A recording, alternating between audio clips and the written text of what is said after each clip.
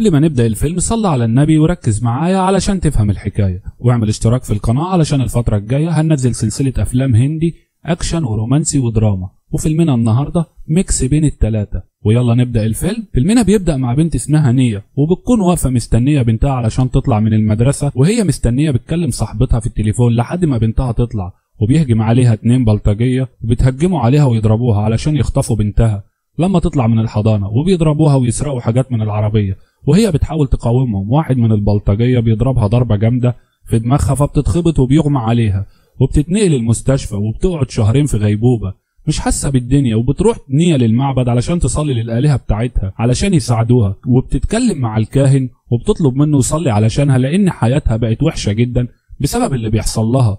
وبيظهر بطل الفيلم الضابط رافيار، وبيكون من أقوى ضباط الجيش الهندي، وقلبه ميت ما بيخافش من حد، عضلاته مقوية قلبه يعني. وبيكون عنده مهمة قبض على أخطر مجرم في مدينة كشمير، فبيروح روني وبيديله علقة موت وبيقضي عليه وعلى كل جماعته، وبياخدوا لقاعدة الجيش وهو ربطه على الإزاز.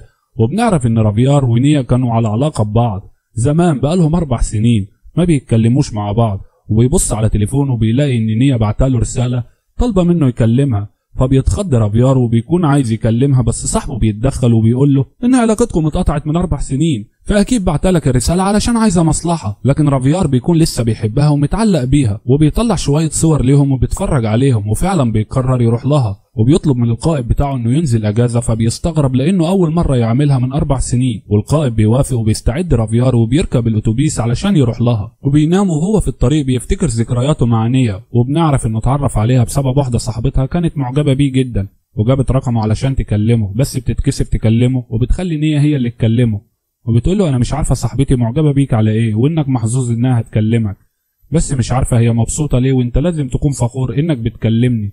فبيفطس ضحك من كلامها لانه بيكون اشهر شاب في الجامعه ومحبوب جدا من كل البنات اللي في الجامعه لانه وسيم جدا. وبتقول له نية ان مفيش شاب في الجامعه يقدر يلفت انتباهي.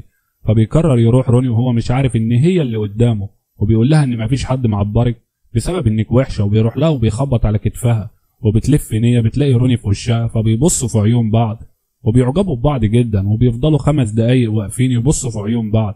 بس نية بتتكسف وبتسيبه وتمشي، وبينده عليها روني بس ما بتردش. وتاني يوم بيوصلها ابوها الكليه، واول ما بتدخل بتلاقي روني قدامها، وابوها بيقول لها انه عايز يجوزها، وروني بينط من على عربيه ابوها وبيقول لها قدام ابوها انه معجب بيها وبيحبها، وانها عجبته جدا، وانه بيحب عينيها ومناخيرها الحلوه. ده كلام كفار ملناش دعوه بيه. فبتتكسف بس ابوها بيتدخل وبيقول له مين الاخ، فروني بيعرفه بنفسه وبيقول له ركز في الاسم والشكل لانك هتشوفني الفتره الجايه كتير. وبيسيبهم ويمشي، ووالد نية بيقول لها تبعد عنه وما تتكلمش معاه تاني. بس نية بتروح لروني وهو بيلعب سله وبتطنش كلام ابوها، وبتكلم روني وبيبداوا يرخموا على بعض، وبتكتب له رقم الموبايل على الكوره، وبيكون اعجابهم ببعض واضح قوي، وبداوا يتكلموا كل يوم ويخرجوا ويتفسحوا مع بعض ويلعبوا مع بعض. ونية بتحكي له عن ماضيها وانها كانت بتحب واحد قبله بس هو ما كانش بيحبها، وسابوا بعض لانه كان بيحب صاحبتها، وقالت له ان اكتر حد حبته هي مامتها بس توفت، ومن ساعتها بتخاف تحب حد لا يسيبها ويمشي. بس روني بيقول لها مش لازم تقولي بحبك، المهم تحسيها، وان اكون حاسس بحب جوه قلبك. وبيصحى روني من النوم ونرجع لوقتنا هذا، وبيكون روني وصل لمدينه نية وبيستعد انه يشوفها بعد 4 سنين ما شافهاش، وبتكون مشاعره متلخبطه ناحيتها، بس بيكون مستعد يساعدها باي طريقه لانه لسه بيحبها، وبيكلمها وبيروح يقابلها، وبينصدم من شكلها لان باين عليها التعب وتحولت لمريضه نفسيا، وبتخاف وبتتوتر من اي صوت تكسير حواليها، وبتبدا تطمن على حاله، وبتقول له كنت فين الفتره اللي فاتت كلها. فبيقول لها انه بقاله 4 سنين في الجيش، وبيسالها عن احوالها، فبتقول له انها اتجوزت وعندها طفله جميله جدا. فبيقول لها انت ليه حزينه كده؟ بتقول له ان اول يوم وهي بتودي بنتها المدرسه طلع عليها عصابه وضربتها وخطفت بنتها قدام عينيها، ومن ساعتها وهي متدمره نفسيا ومحدش عارف يساعدها، وحتى الشرطه مش عارفه تعمل لها حاجه. وبتقول له انها كلمته علشان يساعدها، فبيوافق رون انه يساعدها وبيطمنها ويسيبها ويمشي، وبيروح يأجر عربيه من تاجر عربيات معرفه، وبيكون ليه معارف في كل المجالات، وبياخدها روني ويروحوا يعملوا بلاغ، بس بتتفاجئ ان الضابط عارفها وبيعاملها معامله المجنونه، وبيقول لها كويس انك جيتي علشان تمضي على المحضر علشان نقفل القضيه. وبيقول لها انهم بيدوروا بقالهم شهرين مش لاقيين حاجه، وبيكلمها بطريقه وحشه. فبيتعصب روني وبيضرب الضابط في وشه باليد وبيرنوا علقه سخن، فبيتلم عليه الضباط علشان يشيلوا الضابط من تحت ايده وبيحبسوه في السجن وبيربطوه ويضربوه علشان يعرفوا مين ده وعلشان ضرب الضابط. ونيا بتكون منهاره بسبب اللي حصل، ويفضلوا يضربوا في روني وهو مش حاسس بحاجه وحاسس ان ضربهم ليه ضعيف جدا. وبيظهر عسكري بيقول لهم انه الضابط في الجيش، والضابط بيقول له لو كنت قلت ما كانش حد ضربك، لكن روني بيقول لهم ان ضربهم ليه ضعيف جدا وانه بيواجه في الجيش اصعب من كده 100 مره. وبيوصل رئيس المباحث وبيستدعي روني والضابط وبيقول له انت ليه ضربته؟ بيقول له لانه ظلم بنت غلبانه وانه مهمته انه يساعدها ويحميها مش يظلمها. قال له ان الضابط ده كل مهمته عايز يخلص من القضيه وخلاص. فبيضحك رئيس المباحث وبيقول له انت فاكر نفسك مين علشان تضرب ضابط؟ وكلم العقيد بتاعه في الجيش وطلب منه يقطع اجازه روني، والعقيد وافق. وروني بيتضايق جدا لانه نفسه يساعد نيا، بس بيقرر يروح لنيا الفندق وبياخد العربيه. بس بيروح روني المدرسه الاول وبيسال عن بنت نيا اللي اتخطفت من قدام المدرسه، بس بيستغرب من كلام مديره المدرسه اللي بتقول له ان نيا ما عندهاش بنات اصلا وانها بتتخيل ان عندها بنت، وبيسيبها ويخرج وهو ماشي مش مصدقها. بس بيلاحظ ان في كاميرات على جانب الطريق وانه ممكن يراجعها يوم الحادثه. ولما بيروح لنيا بيلاقي عندها ساني اخو جوزها شيكر، وبيكون ساني بيراقب نيا طول الوقت بطلب من اخوه. وبنعرف ان ساني مدمن مخدرات وانه بيضايق نيا وعايزها تشم معاه وتبقى مدمنه. ولما روني بيعرف بياخد رقم ساني منها ويروح له علشان ما يضايقهاش تاني. وبينزل روني من عندها وبيقابل جارهم وبيسأله عن بنت نيا، فبيقول له ان نيا ما عندهاش بنات اصلا ولا عمره شاف معاها بنت. وبيبدأ روني يشك ان نيا مريضة نفسيا وعندها هلاوس. وروني بيكلم ساني علشان يسأله عن بنت اخوه، بس ما بيعرفش يطلع منه بمعلومة وبيقفل السكة في وشه. وروني بيفتكر ان والد نيا ضربه بالقلم لما قال له انه بيحب بنته، وده كسر روني من جواه لان نيا بتكون بتحبه جدا. وبتروح له نيا لابسة فستان امها بتاع الزفاف وبتطلب منه انهم يتجوزوا، وبيوافق روني وبيفرح جدا. بس بيجي لها خبر ان والدها في المستشفى، فبتطلب من روني يوصلها. ولما بيشوفها ابوها بفستان الزفاف بيقعد يعيط ان بنته كانت هتتجوز من وراه. وبنرجع للوقت الحاضر وبيخبط روني في ضابط وبيكون اسمه انن، فبيبدل روني الصوره وبياخد الكارنيه وبيروح للبيت اللي جنب المدرسه. وبيقول لفرد الامن انه ضابط وجاي يراجع الكاميرات علشان القضيه. ولما بيراجع الكاميرات بيلاقي ان يوم الحادثه ممسوح من الكاميرات. فحارس الامن بيقول له ان ضابط الشرطه رجعت الكاميرات قبل كده وما وصلتش لحاجه. وبيفتح روني اليوم اللي قبل الحادثه فبيلاقي ان ساني جاي يقابل صاحب البيت، وبيقول لحارس الامن يدور على التسجيل الممسوح ولو لقاه يكلمه وهيديله مكافأة كبيرة، وبيسيبه يمشي. وبنشوف الضابط اللي هيكون مأمور الاسم الجديد وبيكون شكله غريب وطريقة شغله غريبة جدا. وبيروح روني ورا رجالة ساني علشان يعرف اي حاجة عن بنت نيا، وبيكونوا بيقضوا مخدرات وبيمسك 2 منهم وبيهدد واحد منهم بالسلاح وبيقول له انه ما يعرفش عن بنت نيا حاجة. وبيروح روني لعثمان صاحب معرض العربيات اللي طلع شغال مع ساني وبيسأله عن بنت نيا، وبيقول له انه ما يعرفش نيا اصلا. فبيقرر يعمل اعلان في الجرايد وينزل صورتها ويقول انها مخطوفه وحط اسم الضابط اللي انتحل شخصيته واللي يدل عليها ليه مكافاه. وبيكلمه الضابط يقول له ان دي بنته وانه نفسه يلاقيها، وبيروح يقابله وبيتاكد منه انها بنته، لكن بيرن عليه جوز نيا شيكر وبيطلب منه انه يقابله. وبنشوف شيكر زوج نيا وبيكون راجل اعمال ومش مصدق ان روني ضابط وبيقرر يكشف عنه، لكن بيكلم الدكتور بتاعه بس بيلاقيه مشغول جدا. فبيضطر يثق في روني ويتعامل معاه. وبيقول لروني انه اتصدم لما شاف الخبر في الجرايد وانهم ما عندهمش بنت وان نيا كانت حامل فعلا وحصل لها حادثه وفي مجرمين هجموا عليها وضربوها، وده خلى الطفل اللي في بطنها يموت، وده خلاها عندها اهتزاز واضطرابات نفسيه. وبدات تقول لكل الناس ان عندها بنت، ولما شافت صوره البنت دي قالت انها بنتها. وبيحاول شيكر يقنع روني انه تعب كتير علشان يعالجها وان مفيش فايده وانه حزين جدا على الحاله اللي وصلت ليها.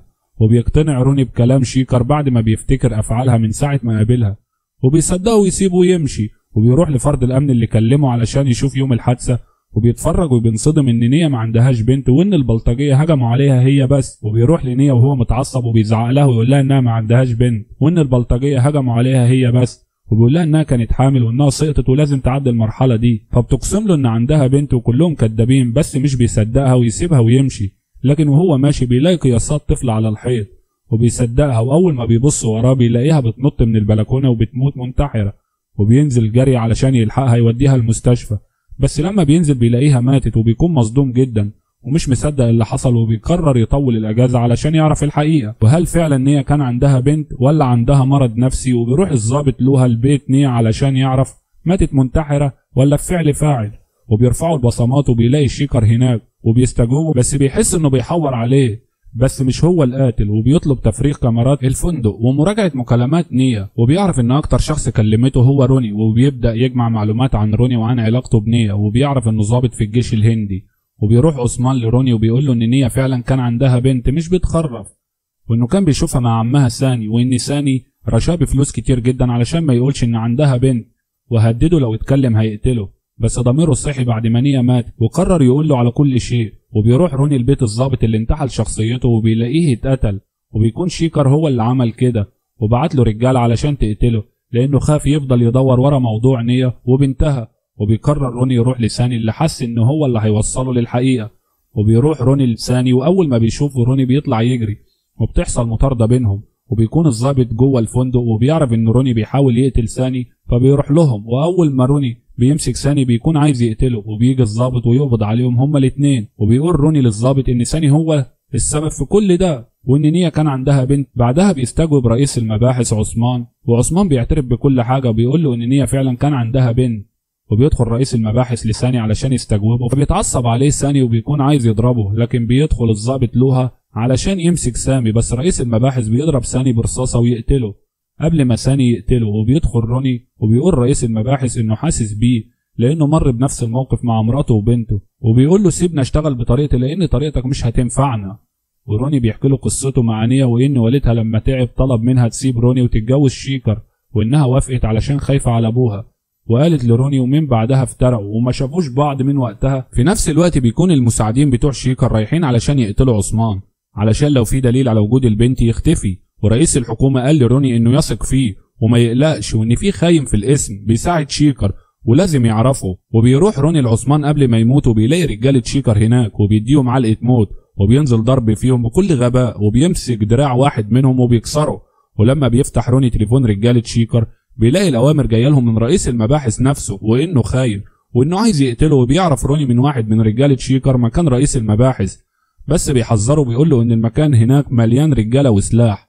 بس بيروح روني علشان يرجع بنت نية ويرجع حق نية، وبيستعد روني وبيروح لمكان وجود العصابه، وبيلاقي الشرطه هناك وبيبدا يخلص عليهم واحد واحد، وبيدخل لهم جوه وبيبدا يقتل فيهم واحد ورا واحد، وما بيكونش شايف غير الانتقام لنية وبنتها. وبيكون رجاله رئيس المباحث في الغابه بتستعد علشان تقتل روني، لكن ولا بيهمه، وبينزل ضرب فيهم فحت ردم بيكسرهم كلهم، وبيرمي عليهم قنبله، وبيفضل يقتل فيهم لوحده ولا بيشغله، وبيوقع طياره بعد ما ضربها بصاروخ. وبيروح لرئيس المباحث بس بيكون جسمه كله مصاب، ورئيس الحكومه بيضربه بالنار. وكل ده وما ماتش، ما علينا نكمل. ويزق روني على الارض وبيقول له انا طلبت منك تبعد عن الموضوع ده، وبيقول له احكي لك الحكايه من الاول. بيقول له انه كان صديق ساني وشغال معاه وكان بيساعده في التهريب، وبيكسب فلوس كتير بدل شغل الحكومه اللي ما بياكلش عيش. وهما بيتكلموا بيسمع صوت بنت نية وافتكر ساني خاطفها، فبيضربه وبيروح بيه عند اخوه. ولما بيقول له شيكر بيقول له انا اللي طلبت منه يعمل كده، وانه هو اللي بعت الرجاله تضرب نية وتخطب بنتها، وانه كان عايز نية تموت لكن فضلت عايشه. وبيقدر يقنع كل الناس ان بنته توفت، وبيطلب منهم محدش يقول ان كان عندنا بنت علشان صحه نية ما تتدمرش.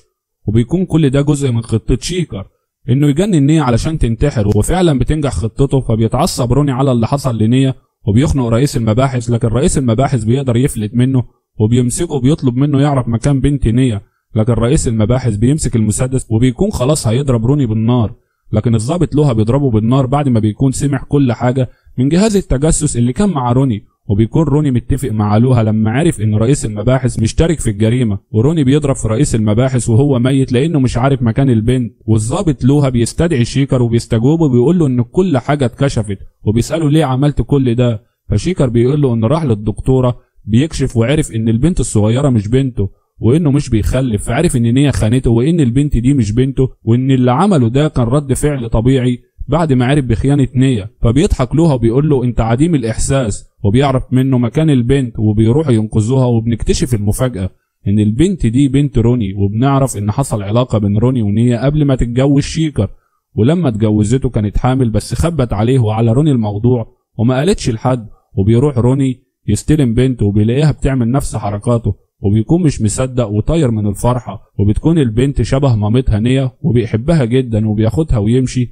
وبيعيش معاها وبيهتم بيها جدا. وهنا بينتهي الفيلم. لو عجبك الفيلم اعمل اشتراك في القناة واعمل لايك للفيديو واستنانا الفيديوهات اللي جاية.